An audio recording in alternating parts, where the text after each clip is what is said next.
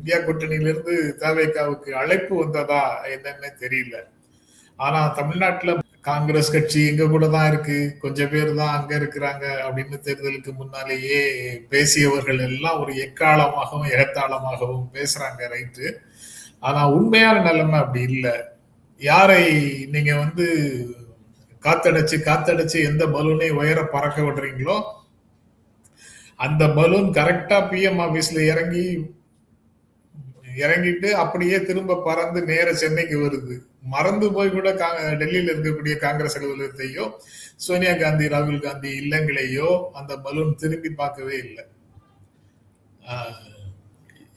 அத ஒரு சின்ன குண்டூசி போதாதான், ஏன் பார்க்கல அப்படின்னு கேட்டா முடிஞ்சு போகும். அது அந்த பலூன்ல காத்து இறங்கி போகும். இப்பவும் அதுதான் வருது. நீங்க இன்விடேஷனே கொடுக்கல, ஏன் இன்விடேஷன் கொடுத்தாலும் அவங்க வருவாங்களா மாட்டாங்களாங்கிறது ஒரு சந்தேகம். ஏன் வரமாட்டாங்க? அமைச்சரவையில தான் பங்கு கொடுத்திருக்கிறாங்கல்ல, அப்போ பாஜகவை எதிர்க்கிறாங்கன்னு தானே அர்த்தம். ராஜ்யசபா சீட்டு கொடுத்துருக்காங்கல்ல, அப்போ பாஜகவை எதிர்க்கிறாங்கன்னு தானே அர்த்தம். பாஜகவுக்கு எதெல்லாம் எரிச்சல் ஊட்டுமோ அதையெல்லாம் செய்கிறார்கள் என்றால் அவர்கள் பாஜகவை எதிர்க்கிறதான அர்த்தம் அப்படின்னு ஒரு கட்சி, ஒரு தலைவர் பாஜகவை எதிர்க்கிறதுக்கு என்ன செய்யணுங்கிறதுக்கு பல்வேறு புதிய புதிய காரணங்களை, இலக்கணங்களை வகுத்து கொண்டே இருக்கிறார்கள்.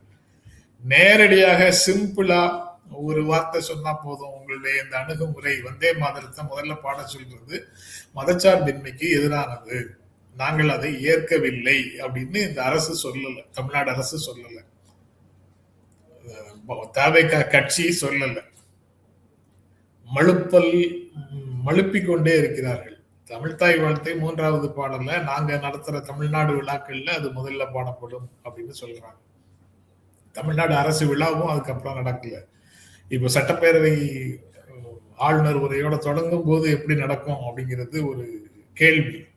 மாறாக அவங்க வீட்டு வாசல்ல உட்கார்ந்துட்டு தமிழ்தாய் வாழ்த்த முதல்ல பாடிட்டு, பாத்தீங்களா தமிழுக்கு நாங்க முக்கியத்துவம் கொடுக்கிறோம் அப்படின்னு முதல்லயே சொல்லிட்டு, கட்சி விழால பேசிட்டு முதல்ல பாடிட்டு, கட்சி விழால பேசினதை ஒரு பெரிய சாதனையாக பேசக்கூடிய ஒரு போக்கை தான் நம்ம பார்க்கிறோம்.